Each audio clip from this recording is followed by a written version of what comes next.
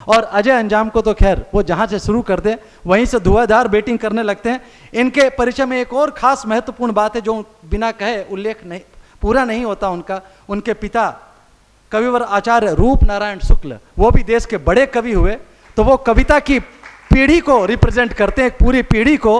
अपने पिता की जो कविता की मशाल है उस मशाल को बहुत मजबूती से बांधे हाथ में लिए, जो पूरे देश में ओज के स्वर के लिए जाना पहचाना जाता है। उनकी तमाम रचनाएं लोकप्रिय हैं। एक चेतक उनकी रचनाएं ऐसी हैं जो मुर्दों में भी जान फूंक दे। मुझे नहीं पता वो क्या सुनाने के मन में आए हैं, समय जैसा उनको इजाजत दे, जैसा उनका मन करे। अगले 35 मिनट उनके लिए हैं, जैसा वो चाहें। अजय अंजाम औरैया से आपके बीच।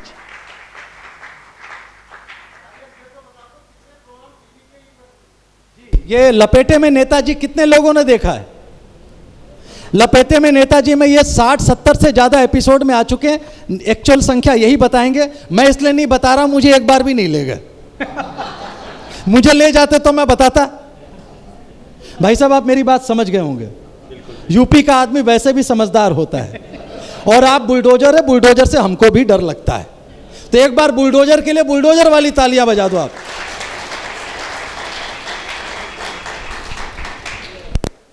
माँ शारदा के चरणों में बहुत ही विनम्रतापूर्वक प्रणाम निवेदित करता हूँ। उन्हीं की शक्ति है कि स्वर में कुछ ऐसे उतार चढ़ाव आते हैं, कुछ ऐसे शब्द मिलते हैं कि परंपरा जैसी साहित्य सेवी संस्था 2 जून की रोटी मुहैया कराती है, और रामायण तुमको एक बार कराती है तो मुझे 2 बार कराती है, और दोनों ही बार 2 जून को कराती है। भाई साहब ने ठीक कहा, इशारा उनका हम लोग समझ गए। जो लोग 19 में आते हैं वो 24 में आ ही जाते हैं। तो 19 में भी था और 24 में भी हूं। प्रेम को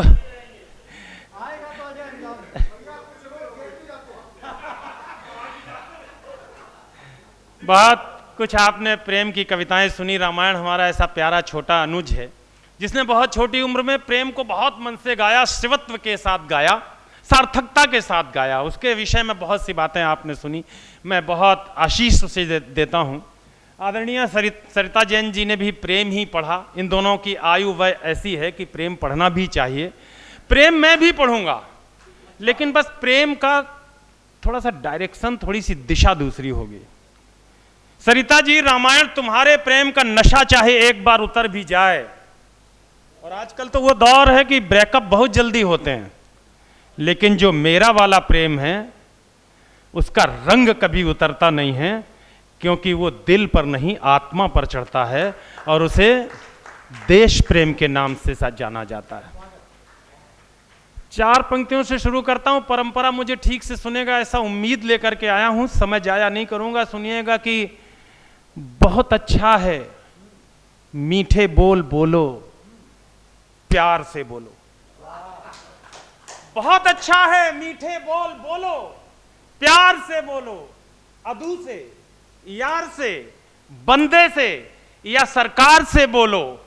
शहद बोलो, शक्कर बोलो, मगर ये हौसला भी हो जहां तलवार लाजिम है वहां तलवार से बोलो। जहां तलवार लाजिम है वहां तलवार से बोलो।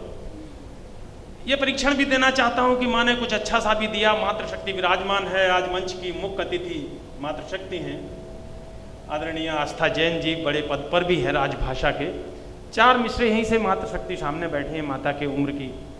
निवेदित करता हूं, अगर कहीं ये लगे कि कुछ अलग सा कह दिया अजय अंजाम ने, मुशायरों की दुनिया से भी रामायण इस पर यह कहा गया कि अजय माँ को तुमने अलग ढंग से कह लिया, बहुत बार कहा गया, लेकिन कुछ अलग ढंग से कहा। निवेदित करता हूं, आपकी बड़ी तालियों को उम्मीद करता हूं कि यकीन मानो कज़ाओं की सलामी लौट जाती है। स्मरण रखना माँ के उन अवदानों को जो उन्होंने हमें जीवन में शैशवावस्था से इस अवस्था तक दिए। यकीन मानो, कज़ा माने मौत, यकीन मानो कज़ाओं की सलामी लौट जाती है, चली बंदूक से गोली इनामी लौट जाती है। सरिता जी, आप शहर में पैदा हुई, मैं बहुत देहात में पैदा हुआ था राजेश भैया, छोटा सा गांव था। मेरी माँ जब मैं बीमार पड़ता था 2-3 दिन कोई पंगा नहीं लेती थी, वैद्य जी की दवा चलती थी।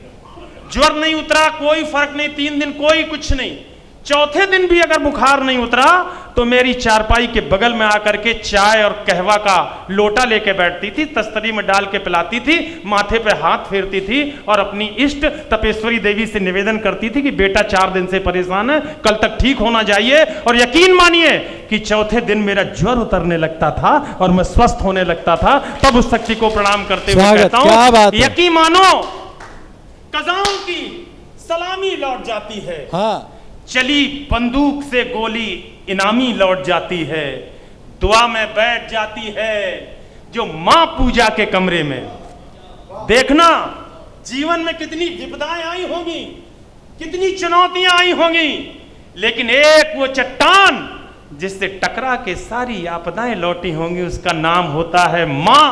तब ये 4 पंक्तियां निवेदित करता हूं, यकीन मानो कजाओं की सलामी लौट जाती है, चली बंदूक से गोली इनामी लौट जाती है, दुआ में बैठ जाती है जो मां पूजा के कमरे में, मेरी दहलीज से गम की सुनामी लौट जाती। वाह वाह वाह वाह वाह, गम की मेरी दहलीज से गम की सुना। तालियां कमजोर रह गई आपकी। 4 मिसरे और इसी बिरादरी के पढ़ के अपना गेर लगाता हूं, सुनना। स्वागत। हमारी फिक्र में माथे पे सिलवट डाल लेती है। बेटा 4 बजे छुट्टी के बाद घर आता, किसी दिन 4:30 बज जाए, माँ के माथे पर जो चिंता की लकीरें उभरती हैं, उन्हें गीता का श्लोक और आयत, कुरान की आयत मानकर प्रणाम करता हूं, निवेदित करता हूं। इसका दृष्टांत भी आपसे बताऊंगा। हमारी फिक्र में माथे पे सिलवट डाल लेती है, हिफाजत को हमारी खुद पे संकट डाल लेती है। वाह।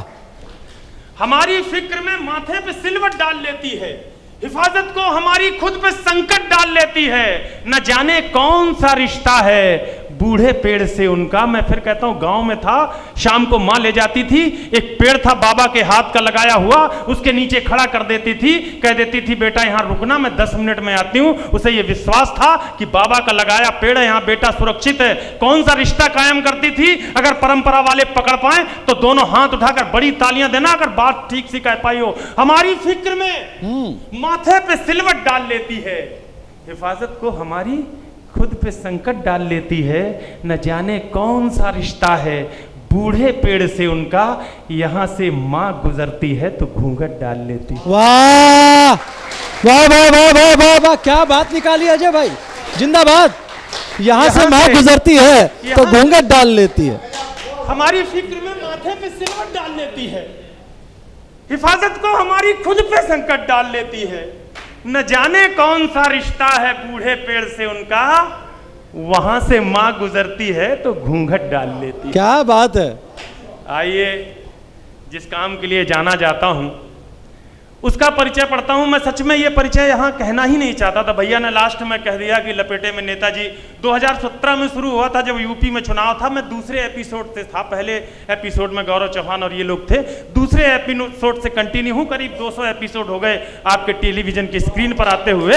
लेकिन मैं इस परिचय को चाहता ही नहीं हूं। मैं कभी संचालक से भी नहीं कहता कि मेरा परिचय इस तरह देना कि मैं टीवी पर आता हूं, क्योंकि वहां जो पढ़ना होता है उसे मैं अपनी पहचान मनवाना नहीं चाहता। मैं चाहता हूं कि ये देश मुझे हल्दी घाटी की उस चेतक रचना के लिए पहचाने जो मेरे अंतःकरण के भावना की रचना है। स्वागत है। तब निवेदित करता हूं कि देश में वो देशभक्ति का उबाल दीजिए मां, देश प्रेम की दिलों में ज्वाल लगने लगे, कर्म से प्रचंड और धर्म से अखंड आज हर युवा ही लाल बाल पाल लगने लगे। बेटियों को शक्ति का वो बीज मंत्र दीजिए कि जब हम ये सुनते हैं कि 36 टुकड़ों में काट दी गई, माफ करना, गलती उस दरिंदे की कम है, गलती हमारी ज्यादा है कि हमने बेटियों को संस्कार नहीं दिए। अगर एक बार हम कह देते कि बेटी तेरे अंदर मां कालिका, मां भवानी विद्यमान है, तेरे अंदर झांसी की रानी विद्यमान है, तो यकीन करिए अगर एक बार अपने बाल खोल करके उस दुष्ट के सामने खड़ी हो जाती तो किसी माई के लाल में औकात नहीं है कि किसी बेटी का दामन छू सके। वाह। देश में वो देशभक्ति का उबाल दीजिए मां, देश प्रेम की दिलों में ज्वाल लगने लगे, कर्म से प्रचंड और धर्म से अखंड आज हर युवा ही लाल बाल पाल लगने लगे। बेटियों को शक्ति का वो बीज मंत्र दीजिए कि वैश्यों को कालिका कराल लगने लगे, और ऐसी वीरता प्रदान कीजिए सुतों को मात, बच्चा बच्चा अंजनी का लाल लगने लगे। वाह वाह वाह, लाल लगने लगे।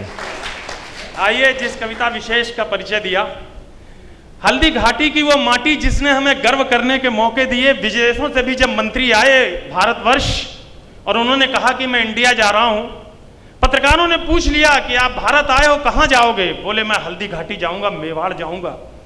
बोले क्यों जाओगे? बोले मेरी मां ने कहा था कि अगर इंडिया जा रहे हो तो मेवाड़ जरूर जाना, मेवाड़ जा रहे हो तो हल्दी घाटी जरूर जाना, और वहां तक जाना तो उस माटी को लेकर के आना।